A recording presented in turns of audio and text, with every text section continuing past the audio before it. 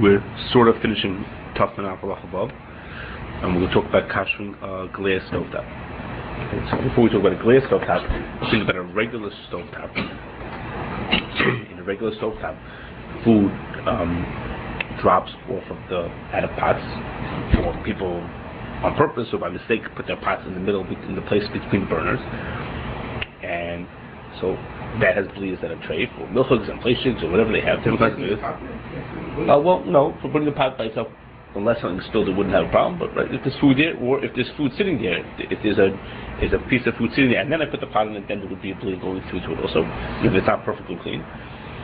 So, let's say it's milchigs and plastics and it's tray, but that doesn't make a problem, because who cares? That bleed that's in there can't get into my food, because between that surface and my food, there's a grate, and then there's a pot. So there's two times that we have kalim touching each other without any bleed, without any liquid in between them. So there can't possibly, no bleed can spread from that middle area into my cholent that I'm making. You can't get there. So let it be trade. So let it be trade. However, in addition, usually in most people's houses, the only thing they have there is milchigs and plastics. So we have other cools of not barnats also to think about. For Pesach, people will cover that with foil, because then if something touches those, someone by mistake puts food down there, they're in worse shape. Okay, because there's no naparnat, there's no inven yemas, all those kind of things don't help you.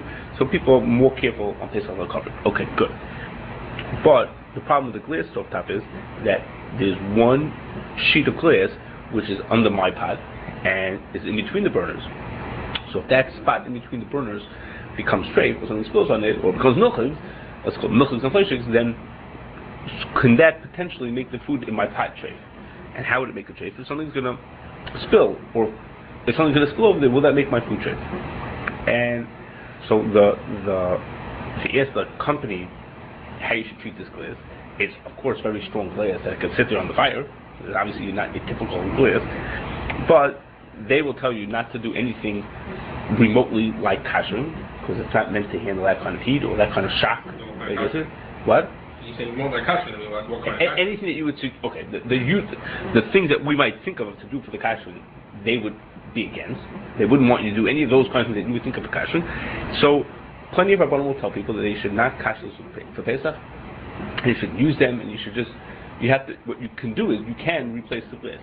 Okay, the glass is meant, you can only imagine that they can break, and they're replaceable. So you're saying, in other words, replace it for Pesach? But have a set form for Pesach.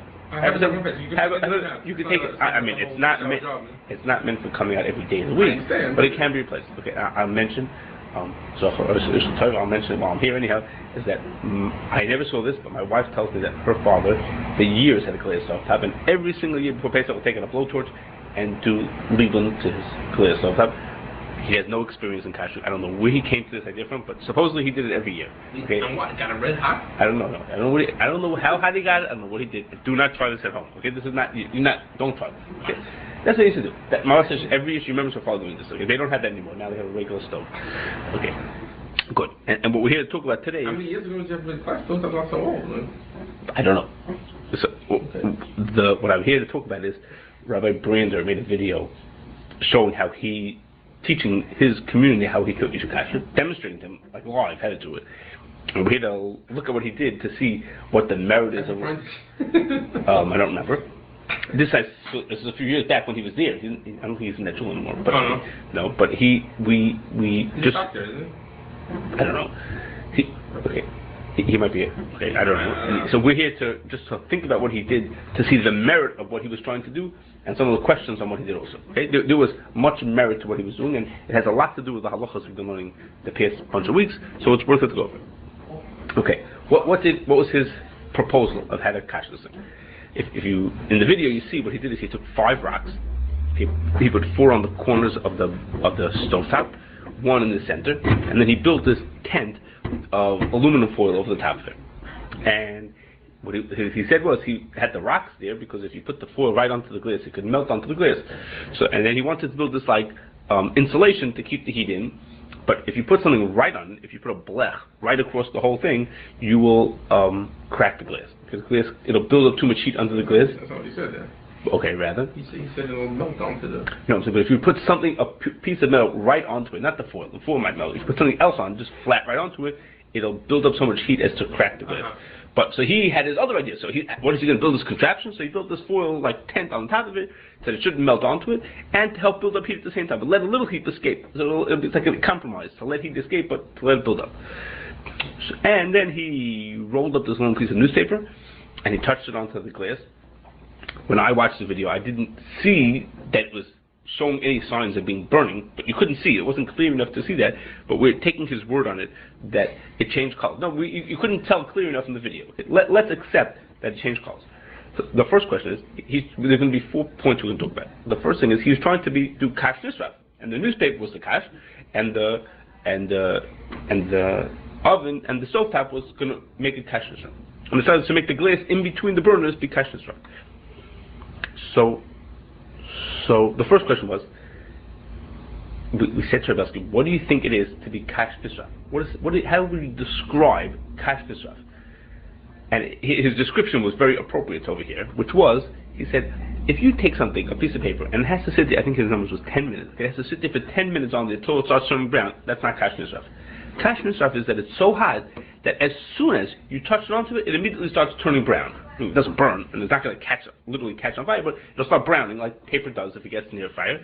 And when you put on the thing, it should immediately, not that after an extended amount of time. Because I don't a paper will like extend amount of time catch fire, not catch fire, but that it will start to turn brown. If you leave it, if I remember, he said if you leave it at a low temperature for a long time, it'll eventually turn brown anyhow. Okay. I'm not here to judge that yes or no, but he said what you're looking for is that not that you should sit there and sit there and sit there, but you should touch it, and that you should immediately have that effect on the kash. Okay, that was the easy part. Okay, now let's think about the second point is, why do you think that you should be able to do Kashrus? Kashrus is either Liban Kal or it's Hagol. Either Kashrus is what we call Liban Kal, what the Hakodesh Maimoni says that's really Liban, and that we're saying that Liban Kal could take the place of Liban. In some cases, we could say it takes the place of Liban, or it could be Hagol. That's a traumatization that Liban Kal could take the place of Hagol. We didn't really see that in yet. So why do you think that it's good enough to do Liban Kal, or to do Liban Kal either as Liban or as Hagolah? But doesn't dry food ever fall into this thing? Doesn't anybody ever drop something fall out of their pot, a dry piece of food fall out of a pot and land on the thing? Someone's making pancakes, and while making pancakes, one of them misses the pot and flops and flips onto the thing. So why aren't we? So we'll come to that. But the first thing you say is, wait a second. The thing has dry. Occasionally, things will fall onto there that are dry and that needs Liban.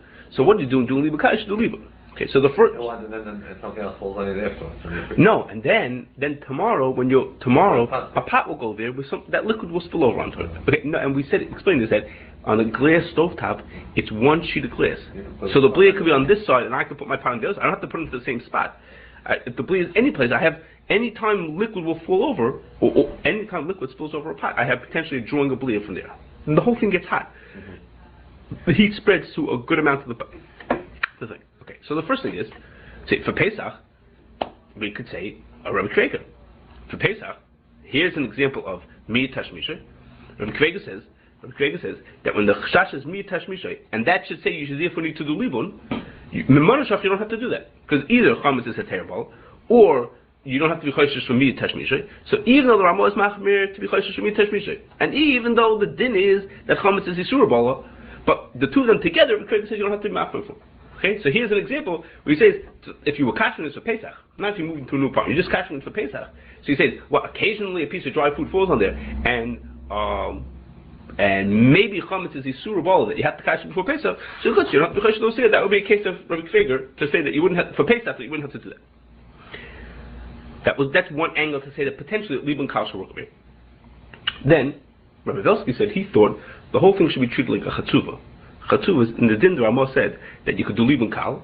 He says if you're doing Liban as a chumra, you could do Liban Kal. He says chatzuva tarach Liban, which the Mishnah says of course he means is Liban Kal. Chatuv is the grate, the tripod, the grate that sits on the pot. It didn't say you do Liban Kal because there's only a chumrah to kasher it anyhow. Like we said then, people use the same ones for milchiks and fleishiks. We don't kasher it back and forth. And the reason is because we assume that the bliyas that fall onto there are are burnt up immediately. Anything that falls over is burnt over immediately, and there's a continuous libun like a libun gomer kind of a libun, because the fire is burning right under there. So therefore, Minadin doesn't need it. It's a chumrah for Pesach to do it. So you do libun, but you only have to do libun kal. So is that a real Liban Gomer? There's continuous Liban Gomer on the Mishmur says it's like a Liban Gomer. It's like it's continuous. There's always a fire burning there, and I guess because it's so close together. Red hot already. No, not red. Okay, so maybe. Oh, so here we go. There's the makar to saying that if you do a high temperature in your oven for so many hours, it should be like Liban Gomer, right? I don't know. But I mean, it's hard to say. It's sitting in the fire. I mean, it's hard to. It's hard to what? It's hard to say it's not a Liban Gomer. Right. What are you going to do? Soon enough, you got to imagine that within time it's got to be Liban. Okay. So it's like a whole bunch of things mixed together. Rabbi Yossi thought that maybe we should treat the glass as a chatzuva, so you can get away with Liban Kal. That was a different angle, not Asur Kreger, as a chatzuva. To Rabbi Shechter, the obvious question on this, which Rabbi Shechter's question was, what are you saying? The Mishnah says the reasons are because it has Liban all the time. It's because the stuff gets burnt up right when it spills on it, based on the dinim in your day, that things get a little bits that drip get burnt up right away. What are you saying? The glass in the middle is not so hot. It's one thing to say that about the glass that's under your food, under the pot, and it's right where the burner is. But when you move over a few inches, and it's where we think the things are spilling, over there it doesn't get so hot. Hot to say that we should burn things up right away, or hot to say that it should be leaving go. Those are the reasons that there are over there. There's a third reason, which is because it's kalim touching each other. Oh, that applies. But so it was harder to hear that. And Rabbi Shechter, this is before he went to the Hotel Feza, Rabbi Shechter said, wait, the Rama says in your day, and the Bialacha brings that, the Shartzim brings from the base mayor, that if there's a case, we're being choishish from your tashmishay, will mean that you can't kasher the kli, then what's it in? No, be choishish from your tashmishay. The Rama says in your day, if being choishish from your tashmishay will mean you won't be able to kasher, like in our case. Being choishish from your tashmishay will mean you can't kasher it, so then, what's it in? You don't have to worry about your tashmishay. Do as much as you could. So do as much as you could means do leave a cow. That's all you could do. So maybe min hadin would need leave a gomer, but it's only because of the need tashmishay. The Rama says, and the base mayor says by Pesach also, that you only have to be choishish for me tashmishay if that'll let you kasher. If that means it's impossible to kasher, then you don't have to be choishish for me tashmishay. So that's another thing. So I say this is before he went to the hotel, because a year later when he went to the hotel for Pesach, then he looked more into that. Then he was not happy. If you remember from last week, I think it was 2 weeks ago, he wasn't happy about that whole thing to treat this as meat tashmisha and to make on that for Pesach.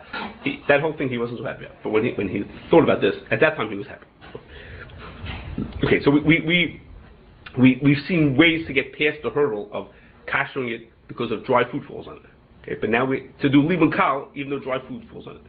Okay, 3 possible ways to get out of it. Either because of Rabbi Frager, or because it's a chatzuva. Rabbi Dusky said maybe it's a chatzuva, or Rabbi Shechter said if you can't do chodesh shemini tashmisha, you don't have to. Okay, but now we have a different question. This is our next point. The din is that we don't kasher glass, so this thing is made out of glass. So forget about the meat tashmisha of the pancake that fell onto the food. What about a liquid spilled onto it? You could do hagola if it would be metal, but it's not metal. The thing is made out of glass. So what are you doing liban kal to it? But the thing, cheres needs liban gomer to it. If you have a piece of cheres, it was the first halacha. If you have a piece of cheres that needs to be, that you want to kasher, you have to do liban gomer to it. So where's the liban gomer? If with glass we're treating like cheres, so where's the liban gomer? So we haven't yet gotten to the halacha of glass yet, but there's a amazing einfall from some Chaim Chernov. I mentioned his name for sure. I may have mentioned him saying this thing, which was like this. The Rama said in halacha dal, in any case we were machmer to do libun, then you could be mitzaref the shita of the Hagoyis Maimoni, I think it is, who says that libun kal is really libun. So he said, this that we're machmer to say that glass is treated like cheres is for sure a chumrah. But even the Dr. Mersh himself says that it's mutter even. It's a chumrah to say like that. So since it's only a chumrah to say that glass can't be kashered, so or that it needs to be kashered at all, okay? So therefore, when you want to kasher glass, you could do liban kal. Okay. Now, none of the early places can talk about this. None of the early places can talk about it because there's no such hechatimsa until 50 years ago to someone to do liban kal to glass. It was ridiculous. Glass couldn't handle even a hot cup of tea in it. But the glass wasn't strong like it is now. But nowadays we have glass like this. This glass could get liban kal. So we could do liban kal. In other words, the person don't talk about such a chesed doing as an example of the Ramah because it was no such mitzias to do liban kal in glass. But in Cheshbon is, if the Rambam says, anytime you're doing Liban as a Chumrah, you could do Liban Kal, being Mitzaref the Shita of the Hagoyes Maimini, that really is Liban. So when we have a piece of glass, we need to kasher. So we could do Liban Kal. Okay? So this is a Cheshbon from Rabbi Chaim Turner, which Rabbi Shachar was very happy with. Rabbi Belsky wasn't so convinced. I don't remember a reason why. I just have it here that he said he wasn't so convinced. Okay, but we're going to see that this cheshbon has another nafkamina that I'm not going to tell you now. It has another nafkamina, a very serious nafkamina. We'll come to it later. Okay, a different dot. Okay, so we've potentially gotten past that hurdle, which is that one question was, should we do liban gomer because the dry food falls on it? We said, okay, we have a way to get it, at least for Pesach, we have a way to get around that. Maybe for all year round also. We have another thing is we should do liban gomer because it's glass. So you can't do hagol on glass. So to that we said maybe liban kal is good also. But then we have another problem. So this is I'm saying it last because it's going to sink the ship over here, which is Rabbi Luban's problem. He says the first halacha in Tafman Aleph was that if you're afraid you're going to break the kli while you're kashering it, you're not allowed to kasher. You're not allowed to do a kashering that is in a way that might break the kli. Well, here's the case that the company tells you don't do it. What you're about to do, if you do it, you might break it. Not only the company, Rabbi Brander himself tells you, and make sure the foil doesn't drop down and touch onto the thing because it'll melt onto your glass and ruin your glass. So you're doing something that is, you're taking a big chance of cracking the glass, okay, and you're not following the manufacturer's instructions of how to use it, and you're doing something very unusual, so you're not allowed to cash like that. You're not allowed to cash the things that you put, what you're doing might break it, and the reason is because you might not do it for long enough. You might get nervous in the middle and stop it, which is for sure a concern over here. The person building this whole contraption and doing this thing might in the middle get cold feet and be concerned that, or his judgment might be a little clouded as to when it got to Kashrus or didn't get to it, or how careful he has to be because he's afraid that the foil is going to drip down or it's going to get too hot or whatever it's going to be. So, both Rabbi Belsky and Shachar Memela held that even though in theory, you could do liban kal for this glass stovetop. You could do it, but you're going to run into this problem. It's an inherent problem, which is really what we started with. The problem was, the company tells you can't kasher it. So the answer is, well, whatever you're going to tell me to do, basically is going to go against what the company said. And Mamela is going to make the person nervous unless he's some super expert, or my father-in-law, some super expert who thinks he can kasher it. Okay, for a normal person would be afraid. Well, how were they going to do liban kal? How was who going to do liban kal? This discussion about what was the way to do it? They were watching. They watched what Rabbi Brander said. Oh, they did. They watched the video. Oh no! I showed them the video, and I said to them, we took them to the movies. I said, watch the video. I said, look at what the guy. No problem. I said, look at what he's doing, and tell me. And then we talked about whether that made sense what he was doing. No, they watched the video. No, this idea. Okay, now, so to which Rabbi Belsky says, I have a way to do it. I have a way to catch it. He had two ideas. One was, there is such a thing, you could buy something that looks like a blech, okay, but it has cutouts where the burners are. Okay, instead of a blech is usually just flat, it goes all the way across. And for the purposes of a blech, of course you want it to cover the burners. You don't gain anything if it doesn't cover the burners. But there's such a thing, it looks like a blech, but where the burners would be, there's a cutout. Okay, it's just a sheet of metal. So Rabbi says, if you put that onto the glass stovetop, then what's going to happen is like this. The bulk of the heat is going to escape through those holes that are over the burners. So the thing's not going to get too hot, because most of the heat's going to be escaping. But enough heat is going to be trapped under the metal that it'll get hot and it'll do a liban kal. Okay? That was one suggestion. I don't understand how they answer the question. I'm sorry, Brander asks, you are afraid. Hey, you're not afraid. Then I'll tell you the end of the... Isn't afraid? Forget I will tell you... So the end of the story is, before I tell you the second idea... Try to understand glass crack. What is it? You use Brander's method. All right, and do it so high, put it so high enough that it'll never get so hot. So you're not afraid.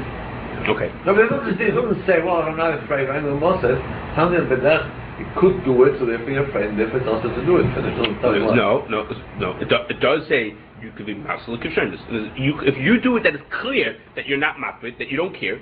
But now it's just like a whole new thing. Right? Not like tumor takes over the whole tumor. Yes. Right? It's a whole new cave. It's a different story. Okay, but that's true, but that's not the only. But if you put enough coals, don't put too many coals, just put a little bit less coals in the inside, right? The machuz, and that will do the job, right? Right. So I have to say, I'll say before I tell you his second idea, then I'll tell you, rather than argue, I'll tell you Rabbi Shefter's final words on this thing. He wrote, in other words, Rabbi Belsky's coming up with, okay, I have a new idea of how I'm going to make it that it shouldn't crack. Doesn't answering the question. The basic question is that aren't you afraid that what you're doing is going to potentially break the thing, which is what you're saying, okay? But Rabbi Belsky had a second. Rabbi Belsky's trying if we can defend him a little bit. If the idea is, if you have such a contraption that it goes right on there, and you can't go wrong, so to speak, then it wouldn't be a problem.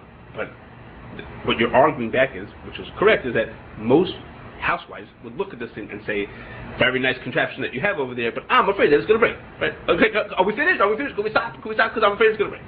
And his other idea, which is similar, his other idea has a different value to it. His other idea was like this: take, if you have something that looks like they have like coasters made out of marble. They're like little round discs, okay, made out of marble. You put like cups on it. You can put hot cups onto it, yes. Or they come from is when they make someone a marble countertop, they have to cut out the circle for the faucet. So those circles, that's what they are. Okay, so you put something like that, and something that can handle heat.